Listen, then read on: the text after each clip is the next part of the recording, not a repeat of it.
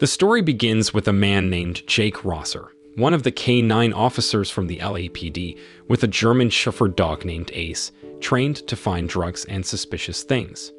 That afternoon, they were patrolling their area when Jake got a call from the commander about a reckless driver in the homeless district.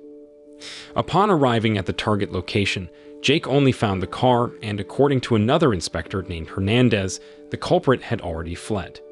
But because the incident had just occurred, with characteristics of tall, average slim, and Hispanic ethnicity, Jake immediately took Ace out of the car and instructed him to sniff out the person's whereabouts. After sniffing around the car, Ace sniffed at the trunk, which turned out to contain several boxes of illegal drugs. The items were then secured by Hernandez, while Jake and Ace continued to search for any clues about the suspect on the streets until Ace found something suspicious near a homeless tent. Jake then asked the person hiding near the tent to come out calmly, but there was gunfire instead. Quickly, Jake dragged his friend to safety. At the same time, Hernandez asked another group for help, but accidentally touching a drug package caused an explosion. In the confusion, the attacker ran away, so Jake followed with Ace to an empty building. There, Jake let Ace go to find the person, but they were surprised to find out the caught person was just a homeless drug user. During questioning, the real attacker came back, trying to hurt Jake. However, because Jake was a skilled ex-Marine, the fight wasn't hard for him. He handled the attacker well and threw them out of a window. But after the shootout ended, Jake panicked when he found out that Ace was injured during the shootout. Quickly, Jake brought his dog to the medical officer. But when asked for help, the officer refused because he believed that helping humans was more important than helping the dog. Upon hearing this, Jake felt overwhelmed with emotion. He gently placed Ace on the ground and suddenly attacked towards the medical officer with his head, a moment caught on camera by a civilian. Sadly, as help didn't arrive quickly, Ace didn't make it. Because Ace was so special, he was laid to rest with the respect of a hero. Despite trying to hold back his sadness, Jake couldn't help but cry as he delivered his words. He knew he would miss Ace deeply, as Ace had been a big part of his life. Now without his loyal friend, Jake decided to face his loneliness and not let himself fall into sadness. But as he tried to deal with his loss, Jake was accused of being aggressive towards medical staff after Ace's death. Angry about the accusations, Jake got rid of Ace's sleeping pad and bumped into Mia, his neighbor. Not knowing what happened, Mia, who was a thoughtful neighbor, tried to talk to Jake. She said Ace was lucky to have Jake as his owner and noticed Jake had replaced Ace's old sleeping pad with a new one. Hearing this, Jake just smiled weakly and left, but when he came back to his apartment, Mia approached him, worried about him. She could tell Jake had been through something tough, so she offered her support, willing to listen and comfort him. The next day, Jake had a private investigation. He answered many questions about what happened with the suspect. Jake explained everything in detail, focusing on how he defended himself when the attacker shot at him. He also mentioned that the attacker gave commands to Ace in German, a language often used by police with dogs. But his explanation didn't convince his colleagues, who thought Jake, being a former Marine, might be struggling with PTSD or post-traumatic stress disorder, and this made Jake act impulsively, leading him to shoot the attacker and causing them to fall from the building. When Jake heard the accusation, he felt upset. Still, he tried to put aside his emotions and focus on finding out what really happened to Ace. He wondered why he couldn't see the autopsy report or know how Ace died. Instead of getting answers, he was told to see a psychiatrist right away for any mental health issues he might have. Also, he wasn't allowed to go back to work until the doctor said he was mentally okay. As Jake got ready to leave, his colleague Ramos told him to leave through the back door. It was necessary because there were protesters outside the office, angry about what they heard Jake did to the medical staff. Even though Jake said he was innocent, he decided to leave quietly and asked Ramos to help him find out what really happened to Ace. On a different day, Jake gathered Ace's belongings to take them back to the place where Ace was trained. There, he gave the items to Leland, who trained all the dogs for tracking. Knowing Jake was still sad about Ace leaving, Leland suggested he should get a new dog soon, because staying alone for too long would only make Jake feel worse. After coming back from the training place, Jake decided to go back to where the crime happened to find Dante, the homeless person who had given information to Hernandez about the attacker. Despite asking other homeless people nearby about Dante, Jake couldn't find any clues. Instead, he found a bottle with a suspicious symbol on it, which got him arrested by patrolling officers unexpectedly. But later, they let him go when they realized he was also a police officer. After failing to find Dante, Jake got news from Ramos that explained Ace's death. It turned out Ace didn't die from being shot, but from taking too much fentanyl. With this new information, Jake asked Ramos for help again, this time to figure out the strange symbol he found earlier, similar to the one at the explosion scene.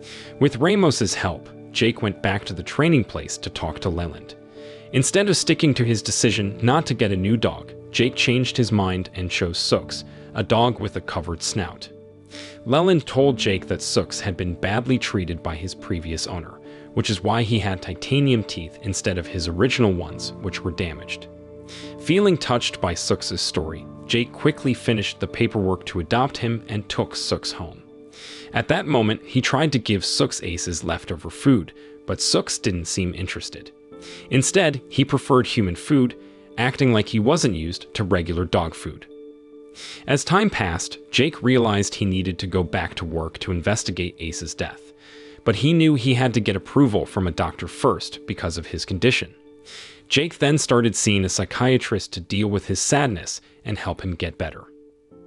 After his first therapy session, Jake ran into Mia and asked her to have coffee with him, wanting to chat casually. But as they talked, Jake started feeling more and more connected to Mia, wanting to build a closer relationship with her.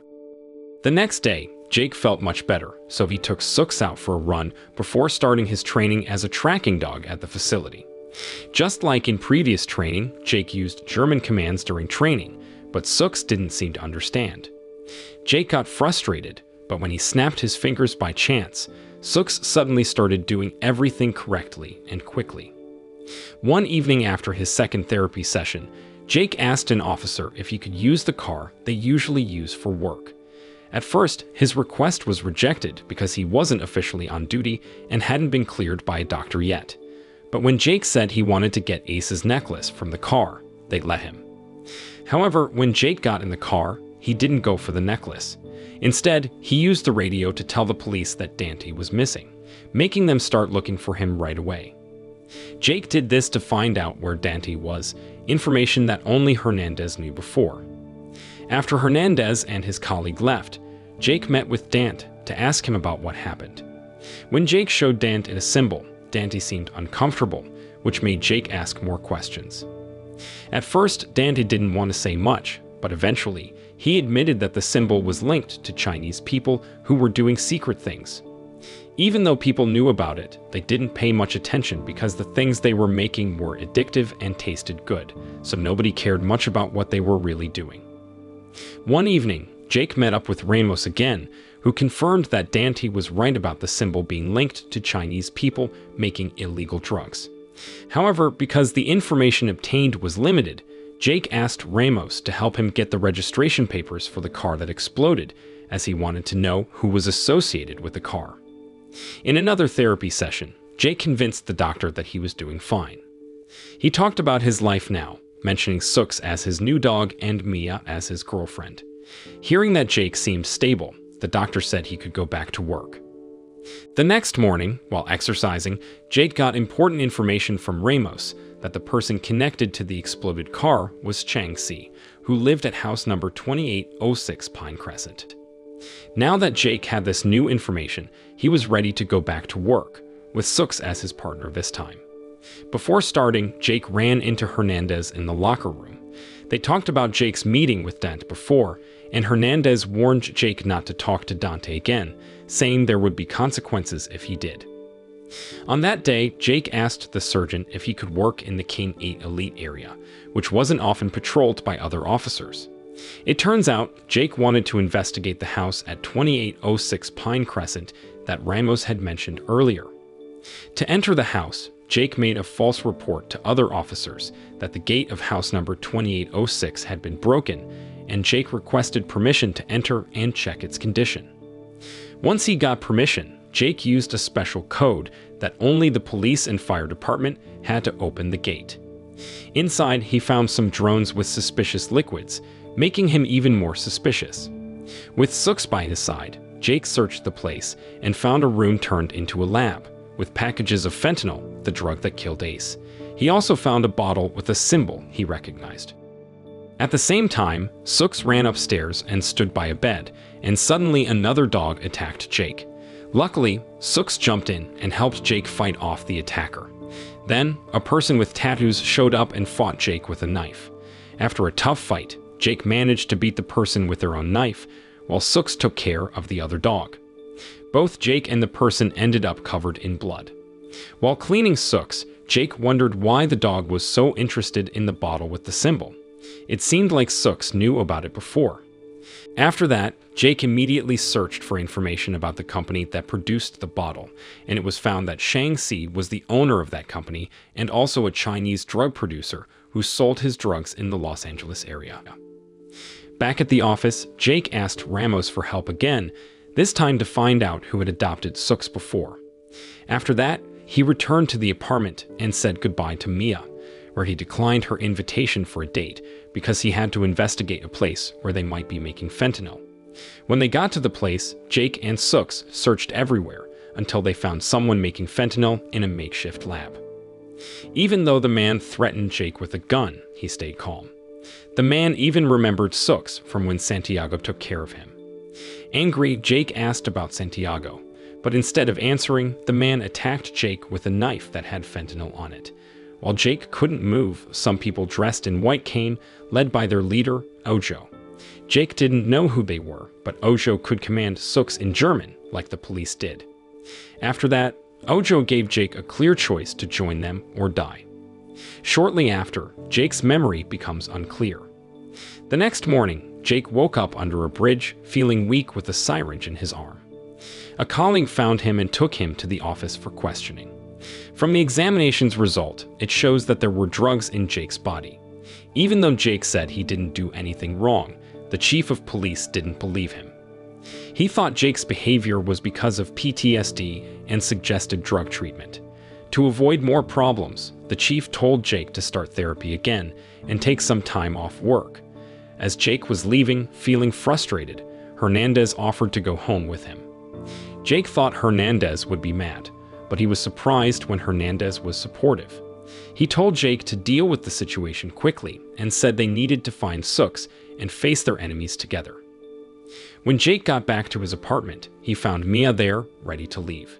It turns out Mia felt ignored because Jake had been distant and didn't seem to care about her concerns.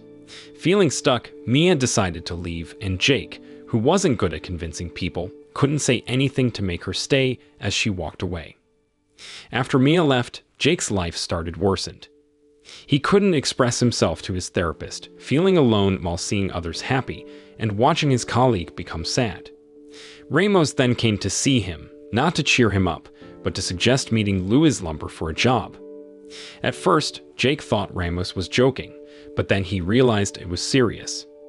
Feeling motivated by this idea, Jake went to the fancy house at 2806. Then he found an abandoned car and set off to find Luis Lumber. Not long after, Jake went to see Luis Lumber, who turned out to be Santiago, the person who first took care of Sooks.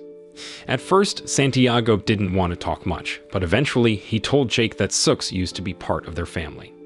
Everything was fine until Santiago's daughter got sick, and Santiago needed money, so he gave dogs to the cartel. The cartel then used the dogs for experiments with illegal drugs to avoid detection by police dogs, making it hard for the police to do their job.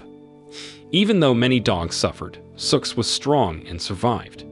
Santiago tried to save Sooks from this situation, and eventually Jake got her. Santiago blamed Shang-Chi, the Chinese person who was involved with the cartel. Now, to stop all the problems, Jake needs to tell Sooks something specific when they see each other again. Santiago had set up a special system on Sooks. When activated, Sooks will bite its owner's neck.